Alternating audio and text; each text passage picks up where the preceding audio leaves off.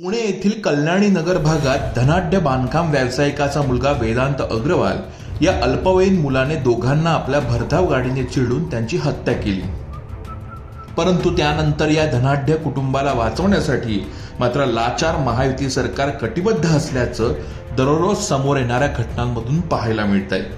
ज्यावेळी आरोपी वेदांत अग्रवाल याला अटक करण्यात आली त्यावेळी रात्री 3:30 वाजता उठून जाणारे अजित पवार गटाचे आमदार सुनील टिंगरे होते। धनाढ्य व्यक्तीच्या मुलाला वाचवण्यासाठी आमदार टिंगरे यांनी इतकी तत्परता का दाखवली? दारू पिऊन वेदांत अग्रवाल हा गाडी चालवत नव्हता हे सिद्ध करण्यासाठी ससून रुग्णालयातील अधिकारी डॉक्टर अजय तावरेकडून ब्लड सॅम्पलमध्ये फेरफार करण्यात आले। अजित पवार गटाचे आमदार सुनील टिंगरे यांनी मंत्री हसन मुश्रीफ यांना पत्र लिहून डॉक्टर अजय तावरे यांची नियुक्ती ससून रुग्णालयात केली। दोघांचा जीव घेणाऱ्या वेदांत अग्रवालला वाचवण्यासाठी आमदार टिंगरे यांनी इतके आग्रहीपणा का दाखवला? महाराष्ट्रातील सत्ताधारी सरकारमधल्या एका सर्वोच्च नेत्याकडून आरोपी वेदांत अग्रवालला वाचवण्यासाठी पुणे पोलीस आयुक्तांना फोन गेल्याचे सांगण्यात येतंय।